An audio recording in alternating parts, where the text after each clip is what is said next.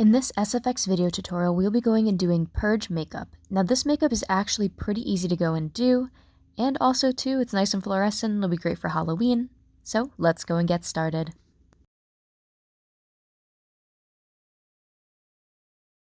So I am starting out with the Neon Brights palette. You can also use a different type of palette. This one you can actually go and get over at Five Below, and it has really good colors. I'm using 99% isopropyl alcohol, rubbing this Q-tip around, and this is how bright you can make this makeup. If you don't have 99% isopropyl alcohol, that's fine. You can just use this cosmetic with water, but the isopropyl alcohol is going to make this a lot brighter. Now start off with a semicircle on your head, and after you have that down, extend the sides to right about where your eyes are. Now, if you're using isopropyl alcohol, you don't want to put this into or around your eye area. It will hurt. Create a line from the septum of your nose down to your chin, and then a half circle on the tip of your nose.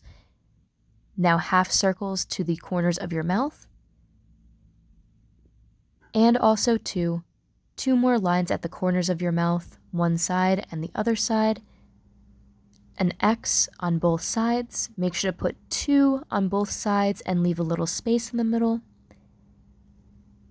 And after you're onto the second X, what you're going to go and do is go back and put a small line in between both of these X's on both sides. It should look like this so far. Now what you're going to go and do is make X's. I have my glasses on to kind of show where you want to put the makeup.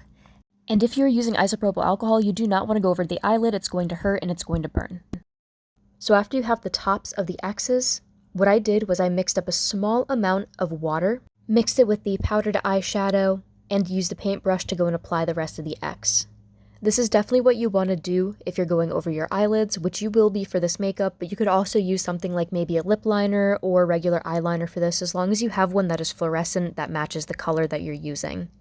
After you have that down, go and blend out all of the sides with another Q-tip or cotton round, and it should look really fuzzy at the edges. It shouldn't be a solid line anymore at any point as to where you put down this fluorescent makeup. As you continue to go and blend it, you might need to switch out cotton rounds a couple of times. If the makeup stops blending, then it's just way too caked on. From here, what you're going to go and do is now outline everything with white. Try to center it as best as you can. I found that going and starting on the mouth area was the easiest, and then moving to the head area was a little bit easier as well too. The eyes I saved for last, because after you put this makeup down, you probably want to go and fix it with some fixing spray. It's the best to go and do so you don't smudge everything. And after you're done, your makeup should look like this. Now again, this makeup is perfect for Halloween, costumes, anything like that you're trying to go for.